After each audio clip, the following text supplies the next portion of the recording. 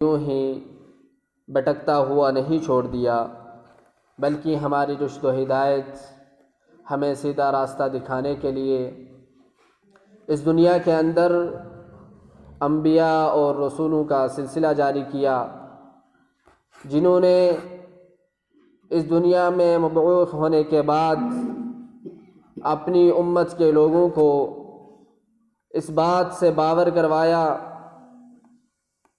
کہ عبادت کے لائق اگر کوئی ذات ہے تو وہ ذات صرف اور صرف رب العالمین کی ذات ہے۔ یہ پیشانی اگر کسی کے سامنے خم ہو سکتی ہے تو وہ صرف اور صرف رب العالمین کی ذات ہے، اس کے علاوہ نہ تو کسی کی عبادت کی جا سکتی ہے، نہ کسی کو الہ مانا جا سکتا ہے، نہ کسی سے اپنی حاجات کو پورا کروایا جا سکتا ہے، اور نہ کسی کے سامنے دست درازی کی جا سکتی ہے۔ حمد و ثنا کے بعد درود و سلام نازل ہوں انبیاء علیہم الصلاۃ والسلام کی پوری جماعت پر بالعموم، اور بالخصوص اس ہستی مبارکہ مطہرہ مقدسہ پر عرب ہا عرب درود و سلام کہ جس ہستی نے یہ دین اسلام، یہ دین حنیف، یہ سچا اور پکا دین، یہ باقی رہنے والا دین ہم انسانوں تک پہنچایا، اور اس کے پہنچانے کے لیے بہت ساری مشکلات کا سامنا کیا، بہت ساری پریشانیوں سے دوچار ہوئے۔ اللہم صلی علی محمد وعلی آل محمد کما صلیت علی ابراہیم وعلی آل ابراہیم انک حمید مجید۔ اللہم بارک علی محمد وعلی آل محمد کما بارکت علی ابراہیم وعلی آل ابراہیم انک حمید مجید۔ حمد و ثنا اور درود کے بعد رحمتیں برکتیں نازل ہوں صحابہ کرام، تابعین اعظام، ائمہ مجتہدین، محدثین، مفکرین، اور ان تمام لوگوں کے لیے، اسلاف امت کے لیے کہ جنہوں نے یہ دین اسلام ہم تک پہنچانے کے لیے انتھک کوششیں کی اور اس کے لیے اپنی زندگیوں کو صرف کر دیا۔ اللہ رب العالمین ان کی قبروں کو نور سے منور کرے، اور ہمیں بھی اس بات کی توفیق دے کہ ہم بھی دین اسلام پر استقامت کے ساتھ ڈٹے رہیں، اور اس کو اللہ کے نبی جناب محمد رسول اللہ صلی اللہ علیہ وسلم کی حدیث کو سامنے رکھتے ہوئے دوسروں تک بھی پہنچائیں، آمین۔ بزرگان دین، نوجوانان ملت اسلامیہ، رمضان المبارک کا پربرکت اور پررحمت مہینہ، جس میں ہم اپنی سانسیں لے رہے ہیں، اور یہ ایک پررحمت فضا جو ہم پر سایہ فگن ہے، جس میں ہم میں سے ہر شخص یہ چاہتا ہے کہ زیادہ سے زیادہ اس سے مستفید ہوا جا سکے، زیادہ سے زیادہ اس مہینے کے اندر ہم رب العالمین کو خوش کر سکیں، اپنی عبادات کے ذریعے، اپنے قیام اللیل کے ذریعے، اپنے روزوں کے ذریعے، اور دیگر تمام عبادات کے ذریعے ہم اللہ رب العالمین سے قریب ہو سکیں۔ یہ ہم میں سے ہر کسی کی خواہش ہے، اور ہر شخص اس کے لیے کوشاں ہے، لیکن اس ہدف میں، اس مقصد میں ہم کہاں تک کامیاب ہیں؟ کیا یہ روزے جس حکمت کے تحت ہمارے اوپر فرض کیے گئے ہیں، اس حکمت تک ہم پہنچ سکے ہیں یا نہیں پہنچ سکیں؟ اللہ رب العالمین قرآن کریم کے اندر سورہ بقرہ میں ارشاد فرماتے ہیں، یا ایھا الذین آمنوا کتب علیکم الصیام کما کتب علی الذین من قبلکم لعلکم تتقون۔ ایمان والوں سے مخاطب ہو کر کے رب العالمین فرماتے ہیں کہ اب وہ لوگ جو ایمان لائے، آپ کے اوپر روزے فرض کر دیے گئے ہیں، کتب علیکم الصیام، روزے لکھ دیے گئے ہیں، روزے فرض کر دیے گئے ہیں، کما کتب علی الذین من قبلکم، جس طرح کہ تم سے پہلے لوگوں پر روزوں کو فرض کیا گیا تھا۔ اس کی حکمت کیا ہے؟ یہ روزے فرض کیوں کیے جا رہے ہیں؟ لعلکم تتقون، تاکہ تم متقی بن جاؤ، تاکہ تم پرہیزگار بن جاؤ، تاکہ تم رب العالمین سے ڈرنے والے بن جاؤ۔ اور یہ عبادت جس کے لیے ہم اتنے کوشاں ہیں، اتنی محنت کر رہے ہیں، صبح سے شام تک بھوک اور پیاس برداشت کرتے ہیں، یہ رب العالمین کی محبوب ترین عبادت ہے۔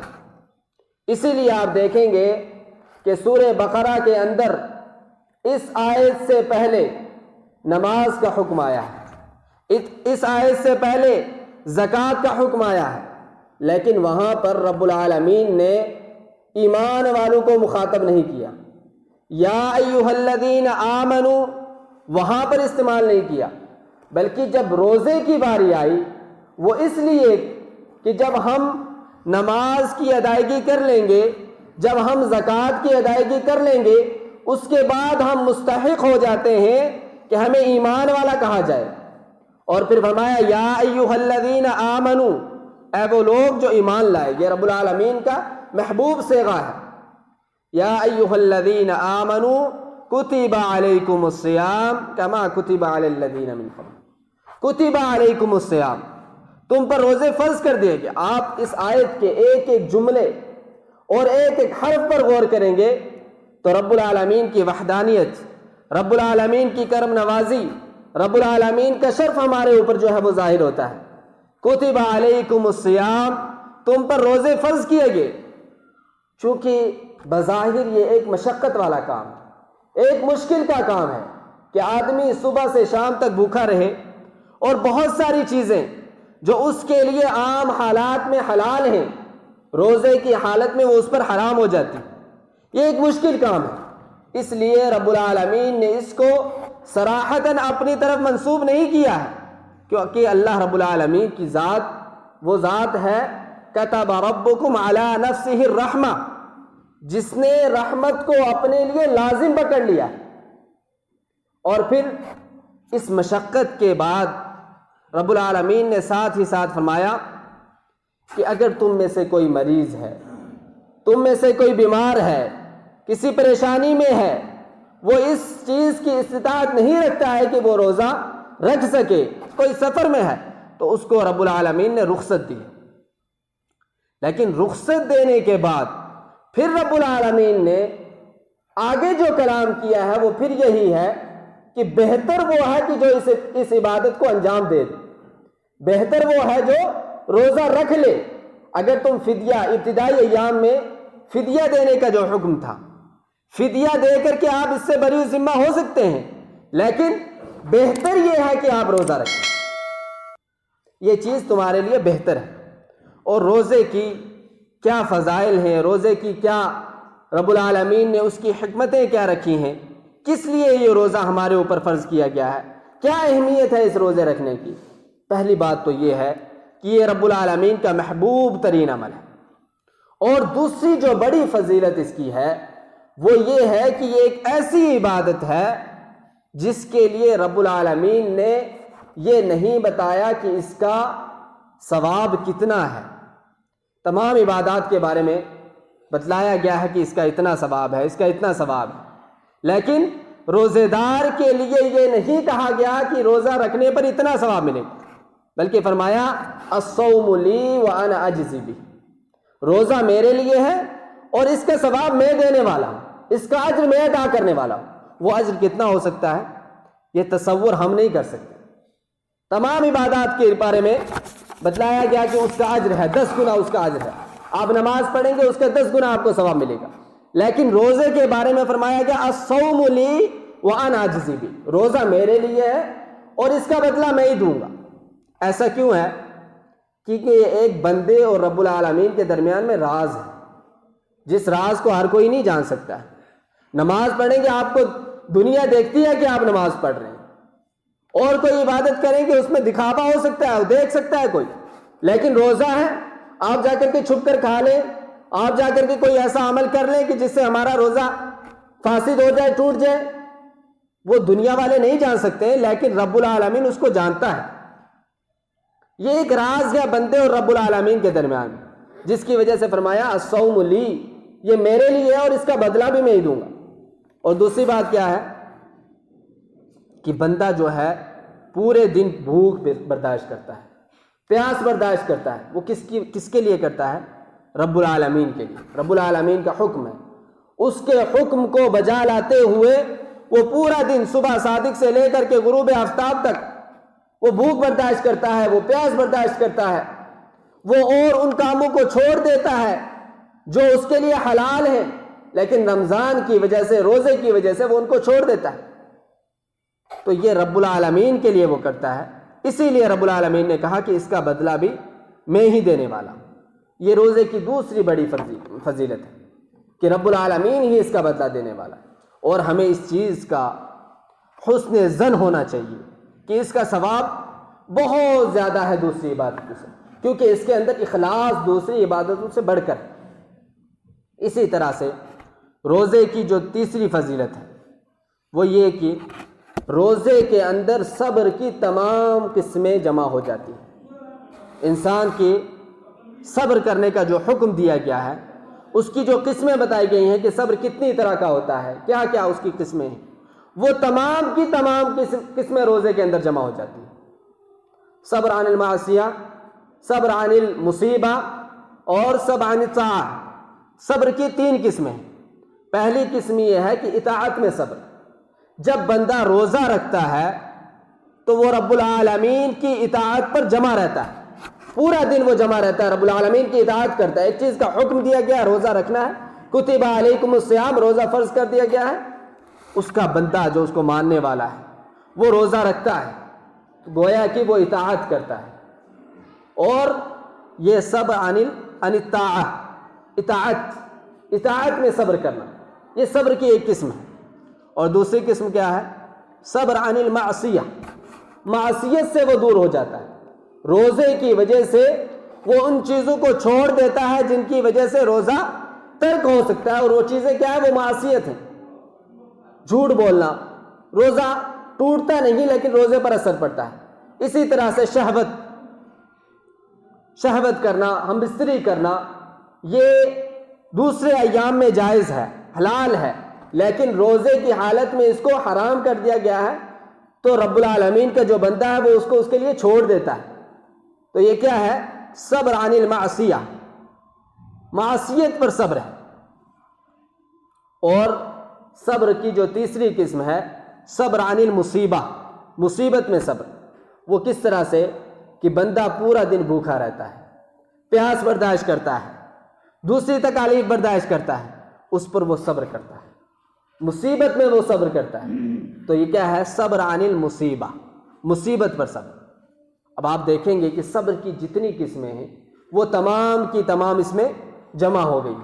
جب صبر کی قسمیں جمع ہو گئی تو اب صبر جو کرنے والے ہیں ان کا کیا مقام ہے؟ صبر کرنے والوں کے بارے میں اللہ رب العالمین نے کیا فرمایا ہے؟ فرمایا ہے کہ ان اللہ یحب الصابرین، اللہ رب العالمین صبر کرنے والوں کو پسند کرتا ہے۔ ان اللہ مع الصابرین، اللہ رب العالمین صبر کرنے والوں کے ساتھ ہے، وہ کہیں پر بھی ہو رب العالمین ساتھ ہے۔ دنیا کا کوئی شخص اس کے ساتھ ہو یا نہ ہو، رب العالمین ساتھ ہے۔ اور یہ کتنی بڑی فضیلت ہے کہ کسی کے ساتھ اس کا مالک حقیقی، جس نے اس کو پیدا کیا ہے، جو ہر چیز پر قدرت رکھنے والا ہے، جو ہر مصیبت سے اس کو دور کرنے والا ہے، جو ہر پریشانی سے اس کو نجات دینے والا ہے، وہ اس کے ساتھ، اس سے بڑھ کر کے اور کیا ہو سکتا ہے؟ اور اگر کوئی شخص مکمل یکسوئی کے ساتھ جو روزے کے تقاضے ہیں ان تمام تقاضوں کو پورا کر کے وہ روزہ رکھتا ہے، تو گویا کہ اس کے اندر صبر کی تمام جو اقسام ہیں وہ جمع ہوئی۔ اور جب صبر اس کے اندر جمع ہو گیا تو اب اس کو فکر کرنے کی ضرورت نہیں، کیونکہ جس کے ساتھ رب العالمین ہو اس کو کسی چیز کی فکر لاحق نہیں ہوا کرتی ہے۔ اسی طرح سے روزے کی چوتھی خوبی جو ہے وہ یہ ہے کہ روزے کو اللہ نے اپنے لیے خاص کیا ہے۔ تمام اعمال صالحہ اس کو بندوں کے لیے ہیں، لیکن روزے کو اللہ رب العالمین نے اپنے لیے خاص کیا ہے۔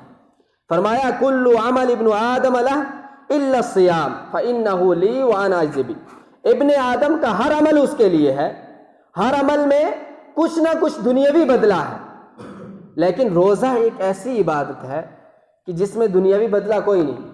الصوم لی وانا اجزی بہ، یہ روزہ صرف اور صرف میرے لیے ہے اور میں ہی اس کا بدلہ دینے والا ہوں۔ ایسے تو تمام عبادات اللہ رب العالمین کے لیے ہیں۔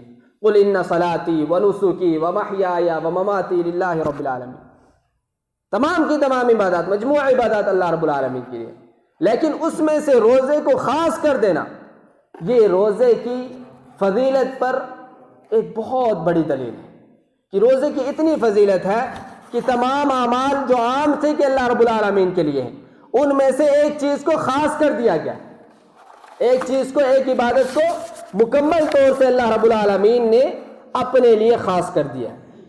یہ روزے کی بہت بڑی فضیلت ہے۔ یہ اختصار کے ساتھ میں آپ کو روزے کی جو فضائل ہیں روزے کے، وہ اس لیے بتا رہا ہوں کہ ہمارے روزے ایسے روٹینی روزے نہ ہوں کہ ہم روزہ رکھ لیں اور ہمیں یہ پتہ ہی نہ ہو کہ ہم نے روزہ کیوں رکھا ہے۔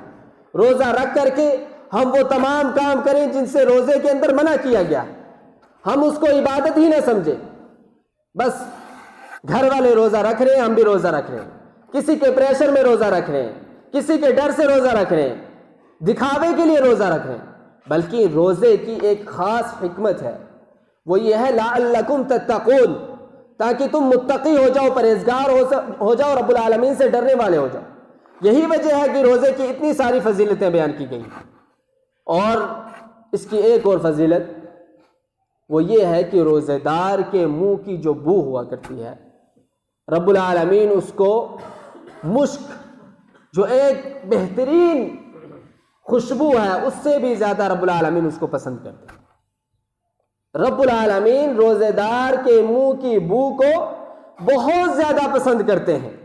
یہ روزے دار کے لیے بہت بڑا مقام ہے کہ جس چیز کو، بو کو عام طور سے لوگ ناپسند کرتے ہیں، لیکن رب العالمین کہہ رہا ہے کہ روزے دار کی جو منہ کی بو ہے اس کو میں بہت زیادہ پسند کرتا ہوں۔ کتنی بڑی بات ہے کہ ہمارا رب ہم سے کہہ رہا ہے، ہمارا رب ہم سے مخاطب ہو کر کے کہہ رہا ہے کہ تمہارے منہ کی بو کو میں پسند کرتا ہوں، لیکن وہ کب؟ کہ جب ہم روزے کو رکھیں، روزہ رکھیں، اور کیسے رکھیں کہ اس کے تمام تقاضوں کو پورا کریں۔ ایسا نہ ہو کہ ہمارا روزہ صرف دکھاوے کا روزہ ہو، ایسا نہ ہو کہ ہم بھوکے پیاسے رہیں لیکن اس بھوکے پیاسے رہنے کا کوئی فائدہ نہ ہو۔ اور اسی طرح سے روزے کی ایک اور فضیلت وہ یہ کہ اللہ کے نبی جناب محمد رسول اللہ صلی اللہ علیہ وسلم نے فرمایا للصائم فرحتان یفرحہما اذا افطر فرح بفطری وَإِذَا لَقِيَ رَبَّهُ فَرِحَ بِصَوْمِهِ، کہ روزے دار کے لیے دو خوشیاں ہیں۔ وہ کون کون سی خوشی ہیں؟ ایک خوشی یہ ہے کہ جب وہ افطار کرتا ہے، افطار کے وقت اس کو بہت زیادہ خوشی ہوتی ہے۔ وہ خوشی دو طرح سے ہے، ایک تو اس بات کی خوشی ہے کہ اس نے افطار کر لیا اور جو چیزیں اس کے لیے حرام کر دی گئی تھی روزے کی حالت میں، وہ ساری چیزیں حلال ہو گئی، اور اسی طرح سے اس کی بھوک، اس کی پیاس، وہ ساری چیزیں مٹ گئی۔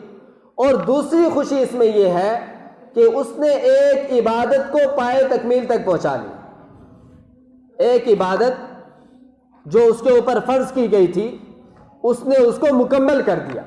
کتنے لوگ ایسے ہیں جو بیماری کی وجہ سے، کسی دوسری پریشانی کی وجہ سے روزہ نہیں رکھ سکتے، لیکن وہ خوش نصیب ہے، اس کو اس بات کی خوشی ہوتی ہے کہ میرے اوپر ایک عبادت کو فرض کیا تھا اور میں نے آج اس کو پورا کر لیا، یہ خوشی ہے۔ اور دوسری خوشی کون سی ہے؟ دوسری خوشی وہ خوشی ہے کہ جب وہ قیامت کے دن رب العالمین کے سامنے پیش ہوگا، اپنے رب سے جب وہ ملاقات ہوگا، جب اپنے رب سے ملاقات کرے گا، وہ خوشی اس کو ایک بہت بڑی خوشی ہے۔ روزے دار کے لیے یہ بڑی خوشخبری سنائی گئی ہے کہ جب کل قیامت کے دن وہ رب العالمین سے ملاقات کرے گا۔ کیوں؟ کہ رب العالمین نے فرمایا حدیث قدسی الصوم لی وانا اجزی بہ، اس کو اب اس بات کی امید ہے کہ جو مجھ سے وعدہ کیا گیا تھا کہ میں ثواب دوں گا، میرے لیے روزہ رکھو گے تو اس کا میں اجر عطا کروں گا، اب وہ مجھے اجر ملنے والا، اور وہ اجر کتنا ہے اس کا کوئی حساب نہیں، اس کی کوئی حد نہیں۔ کتنے خوش نصیب ہم لوگ کتنی ساری فضیلتیں ہیں روزہ رکھنے کی، کتنی ساری فضیلتیں ہیں۔ اللہ رب العالمین کا ہمیں شکر ادا کرنا چاہیے کہ رب العالمین نے ہمیں یہ مبارک مہینہ عطا کیا ہے، اور یہ مہینہ اس کو ہمیں استعمال کس طرح سے کرنا ہے اس بارے میں ہمیں ہمیشہ فکر مند رہنا چاہیے۔ ایسا نہ ہو کہ ہماری زندگی کے یہ سعادت کے لمحے، ہماری زندگی کے یہ خوشی کے لمحے، ہماری زندگی کے یہ وہ لمحے جن میں ہم رب سے قریب ہو سکتے ہیں، جن میں ہم اپنے رب کو راضی کر سکتے ہیں، جن میں ہم اپنے رب کو منا سکتے ہیں، اس کے سامنے اپنی حاجات پیش کر سکتے ہیں، اس سے اپنی ضروریات کو طلب کر سکتے ہیں، یہ ایسے ہی ہم سے ضائع نہ ہو جائے۔ اس لیے اس کو استعمال کرنے کی ہمیں فکر ہونی چاہیے۔ روزے کی کتنی ساری فضیلتیں ہیں، کیا کیا فضائل آئے ہیں، ان کے بارے میں بھی ہمیں پتہ ہونا چاہیے۔ اور اسی طرح سے روزے کی ایک اور بڑی جو فضیلت ہے وہ یہ ہے کہ روزے دار کے لیے روزہ قیامت کے دن سفارش کرے گا، شفاعت کا سبب بنے گا۔ فرمایا الصیام والقرآن یشفعان للعبد یوم القیامہ، قیامت کے دن قرآن اور صیام یعنی روزہ اور قرآن یہ اپنے بندوں کے لیے جو روزہ رکھتے ہیں اور جو قرآن کریم کی تلاوت کرتے ہیں ان کے لیے شفاعت کا ذریعہ بنیں گے۔ رب العالمین کے سامنے حاضر ہو کر کے اور روزہ رب العالمین سے یہ کہے گا کہ اللہ رب العالمین اس بندے نے روزہ رکھا تھا، اس نے بھوک اور پیاس کو برداشت کیا تھا، اس نے شہوت کو چھوڑ دیا تھا، اس نے اپنے نفس کی جو خواہشات تھی ان کو ترک کر دیا تھا، صرف اور صرف تیرے لیے۔ آج میں تیرے سامنے اس کی شفاعت کرتا ہوں۔ روزہ شفاعت کرے گا۔ اگر آج ہم روزے کے تقاضوں کو پورا کریں گے تو کل قیامت کے دن روزہ ہمارے لیے شفاعت کا ذریعہ بنے گا۔ ہمارے لیے جو چیز نقصان بننے والی ہے کل قیامت کے دن، اس کے لیے ہم بہت محنت کرتے ہیں، بہت کوشش کرتے ہیں، مال کمانے میں ہم یہ نہیں دیکھتے کہ ہمارا مال کہاں سے آ رہا ہے، اور کل یہی ہمارے خلاف اگر اس میں ملاوٹ ہوگی تو یہی مال اور ہماری اولاد جس کے لیے ہم مال کماتے ہیں، ہمارے اعزاء، ہمارے اقارب، ہمارے رشتہ دار، ہمارے پڑوسی جن پر ہمارے حقوق ہیں، جن کے لیے ہم محنت کرتے ہیں، اپنی زندگیاں کھپا دیتے ہیں، وہ کل ہمارے خلاف کھڑے ہوں گے اور ان کے لیے ہم زندگی میں خوب محنت کرتے ہیں، لیکن یہ روزہ، یہ قرآن جو کل ہماری سفارش کریں گے اس کے لیے ہم محنت نہیں کرتے، اس کے لیے ہم کوشش نہیں کرتے۔ ہم نہیں جانتے ہیں کہ روزے کے احکامات کیا ہیں، ہم نہیں جانتے ہیں کہ روزے کو کس طرح سے، اس رمضان المبارک کے مہینے کو کس طرح سے استعمال کرنا ہے۔ اس میں بھی ہم اپنے روٹین کے مطابق وہ کام کرتے رہتے ہیں جو کام اس سے کوسوں دور ہیں۔ اس لیے خاص کر کے یہ مبارک مہینہ جو ہمیں نصیب ہوا ہے، اس کے اندر رب العالمین کو راضی کرنے کی کوشش کرنی چاہیے۔ اسی طرح سے روزے کی ایک اور فضیلت وہ یہ کہ یہ روزہ گناہوں کے کفارے کا سبب بنتا ہے۔ جو ہم نے گناہ کیے ہیں ان کے کفارے کا یہ سبب بنتا ہے، جس طرح سے فرمایا نبی کریم صلی اللہ علیہ وسلم نے الصلاة للخمس والجمعة إلى الجمعة ورمضان إلى رمضان مکفرات ما بینہن اذا اجتنب الکبائر، کہ یہ گناہوں کے درمیان کفارہ بنتے ہیں۔ ایک صلاۃ ہم نے ادا کی، ایک نماز ہم نے ادا کی، اس کے بعد دوسری نماز تک اگر ہمارا دل مسجد سے لٹکا ہوا ہے اور ہم نے دوسری نماز بھی ادا کی تو اس کے درمیان جو ہم سے صغیرہ گناہ ہوتے ہیں وہ خود بخود معاف کر دیے جاتے ہیں۔ اللہ رب العالمین خود بخود ان کو معاف کر دیتا ہے۔ وہ نماز وہ ذریعہ بنتی ہے ان گناہوں کو معاف کروانے کا، ایک نماز سے دوسری نماز کے درمیان کا جو وقت ہوتا ہے۔ اور اسی طرح سے ایک جمعے سے دوسرے جمعہ، ایک جمعہ ہم نے ادا کیا اور دوسرے جمعے تک کا جو عرصہ ہے اس کے اندر ہم سے جو صغیرہ گناہ ہوتے ہیں وہ اس طرح سے معاف کر دیے جاتے ہیں۔ اور تیسری بات ورمضان الی رمضان، ایک رمضان سے دوسرے رمضان، ایک سال کے اندر ہم سے جو صغیرہ گناہ ہوتے ہیں، ہم ہر منٹ، ہر لمحہ، ہر سیکنڈ بہت سارے گناہ کرتے رہتے ہیں، صغیرہ گناہ، ہم کو احساس بھی نہیں ہوتا، بلکہ ہم کبیرہ گناہ کر جاتے ہیں اور ہم کو احساس نہیں ہوتا ہے۔ لیکن جو صغیرہ گناہ ہیں ان کو اللہ رب العالمین اس رمضان کے ذریعے سے معاف کر دیتے ہیں۔ جب ہم رمضان المبارک کے روزوں کو یہ سمجھتے ہوئے رکھیں گے کہ اس کا مقصد کیا ہے، اس کی حکمت کیا ہے، صرف اگر ہم اپنے آپ کو رمضان تک محدود کر کے مشکل کے ساتھ، پریشانی کے ساتھ یہ سمجھتے ہوئے کہ ہم پر تھوپ دی گئی ہے ایک چیز، اس طرح سے اگر ہم اس کو ادا کریں گے تو پھر میرے بھائیوں اور بزرگوں اس کا فائدہ نہیں، بلکہ جب ہم اس کو عبادت سمجھ کر کے رب العالمین سے اس کی امید رکھ کر کے کہ رب العالمین کا وعدہ ہے کہ وہ ہمیں اس کا اجر دے گا اور وہ بے حساب اجر دے گا، یہ امید رکھ کر کے عبادت سمجھ کر کے جب ہم اس کو پورا کریں گے تو یقیناً اس کا ہمیں فائدہ ہوگا، یقیناً ہمارے گناہوں کو معاف کر دیا جائے گا۔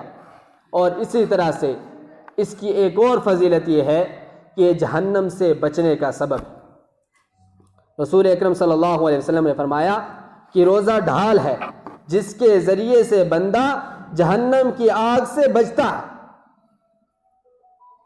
اور جس شخص نے اللہ کے لیے ایک دن کا روزہ رکھ لیا اس کے لیے جہنم کی آگ کو 70 سال کی مسافت تک دور کر دیا جائے گا۔ صرف ایک دن کا روزہ، ایک دن کا روزہ اگر رب العالمین کے لیے رکھ لیا تو 70 سال کی مسافت تک جہنم کی آگ کو اس سے دور کر دیا جائے گا۔ حساب لگائیں کہ ہم اپنی زندگی کے اندر کتنے رمضان پاتے ہیں، ان رمضان کو اگر ہم استعمال کریں تو کیا جہنم کی آگ ہمارے پاس بھٹک سکتی ہے؟ کبھی نہیں۔ لیکن ضرورت اس بات کی ہے کہ ہم رمضان المبارک کا اسی طرح سے استعمال کریں، اس کے تمام تر تقاضوں کو پورا کریں، تب جا کر کے یہ حدیث صادق آئے گی کہ ایک روزہ اگر کسی بندے نے رب العالمین کے لیے رکھا تو 70 سال تک کی مسافت جہنم کی آگ کو اس سے دور کر دیا جائے گا۔ اب 30 روزے کو آپ کاؤنٹ کریں، ایک سال کی جو ایک مہینے کو، پھر ہم اپنی زندگی کے اندر اگر 50 سالہ زندگی ہے، 60 سالہ زندگی ہے، اس میں ہم کتنے رمضان پاتے ہیں اور کتنے ہم روزے رکھتے ہیں، کتنی بڑی خوشخبری ہے ہماری، کتنی بڑی خوشخبری ہے، کتنا عظیم مقام ہے۔ صرف ایک روزے کی مثال دی گئی ہے، صرف ایک روزے کی، اور اسی طرح سے یہ جنت میں داخلے کا ایک بڑا سبب ہے۔ اللہ کے نبی جناب محمد رسول اللہ صلی اللہ علیہ وسلم نے فرمایا کہ جو شخص رضائے الہی کی وجہ رضائے الہی کا اقرار کرے اور اسی پر اس کا خاتمہ ہو جائے تو وہ اس کی وجہ سے جنت میں داخل ہوگا، اور جو شخص رضائے الہی اور لوجہ اللہ ایک دن کا روزہ رکھے اور اسی پر اس کا خاتمہ ہو تو وہ جنت میں داخل ہو جائے گا۔ ایک دن کی مثال دی گئی جہنم سے دوری کی بھی، اور ایک دن کی مثال دی گئی جنت میں داخلے کی بھی۔ اب آپ خود حساب کر سکتے ہیں کہ اگر عظیم نعمت ہمیں میسر آئی ہے، اگر یہ رب العالمین نے ایک تحفہ ہمیں دیا ہے، تو کیا ہم اس سے فائدہ نہ اٹھائیں؟ کیا ہم اپنی زندگیوں کو اس طرح سے نہ بنائیں اور نہ سنواریں کہ یہ رمضان المبارک ہمارے لیے باعث جنت ہو، یہ رمضان المبارک ہمارے لیے باعث رحمت ہو، یہ رمضان المبارک ہمارے لیے باعث رحمت ہو؟ یقیناً ہر شخص روزہ بھی رکھتا ہے، یقیناً ہر شخص یہ چاہتا بھی ہے کہ وہ اپنے رب سے قریب ہو، لیکن پریشانی یہ ہے کہ اس کے احکامات کیا ہیں، کس طرح سے ہم نے روزہ رکھنا ہے، کیا کیا چیزیں اس کا تقاضا کرتی ہیں، وہ ہم سے دور رہ جاتی ہیں، اس کے بارے میں ہمیں علم نہیں ہوتا ہے، جس کی وجہ سے کہیں نہ کہیں ہم سے کوتاہی ہو جایا کرتی ہے۔ اس لیے ضرورت اس بات کی ہے کہ اس ماہ مبارک میں زیادہ سے زیادہ عبادات کر کے، زیادہ سے زیادہ رب العالمین سے اپنے آپ کو جوڑ کر کے، قرآن کریم کی تلاوت کے ذریعے سے، قیام اللیل کے ذریعے سے، صدقات و خیرات کے ذریعے سے، اور اس طرح سے جو دوسری عبادات ہیں ان کے ذریعے سے رمضان المبارک کے اندر عبادت کرنے کا ثواب بڑھ جاتا ہے۔ رمضان المبارک کے اندر عمرہ کرنے کا ثواب حج کے ثواب کے برابر ہے۔ کوئی بھی عبادت ہے وہ اگر ہم رمضان المبارک کے اندر کرتے ہیں تو اس کے ثواب میں بڑھوتری ہو جاتی ہے۔ اس لیے اس مہینے کو خاص کر کے ہمیں خاص کر کے رب العالمین کے لیے وقف کرنا چاہیے۔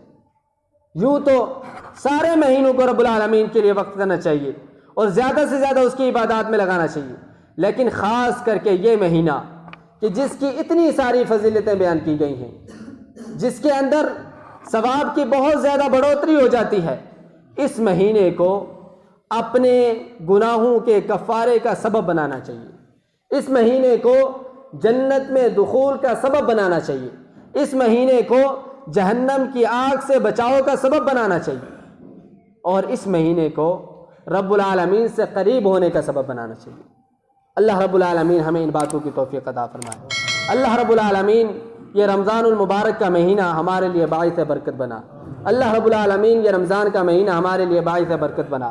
اللہ رب العالمین اس ماہ سیام کے اندر ہمیں زیادہ سے زیادہ قیام اللیل کو توفیق عطا فرما۔ اللہ رب العالمین زیادہ سے زیادہ عبادات کی توفیق عطا فرما۔ اللہ رب العالمین زیادہ سے زیادہ قرآن کریم کی تلاوت کی توفیق عطا فرما۔ اے اللہ رب العالمین جو ایام ہم سے گزر چکے ہیں، اگر ہم نے ان کے اندر کوتاہی کی ہے تو رب العالمین ہم تجھ سے معافی چاہتے ہیں، اور رب العالمین جو ایام بچے ہیں ہم اس میں تجھ سے توفیق مانگتے ہیں کہ اللہ رب العالمین ہمیں زیادہ سے زیادہ ان سے فائدہ اٹھانے کی توفیق عطا فرما۔ واقول قولی ھذا واستغفر اللہ لی ولسائر المسلمین من کل ذنب واستغفروہ انہ ھو الغفور الرحیم۔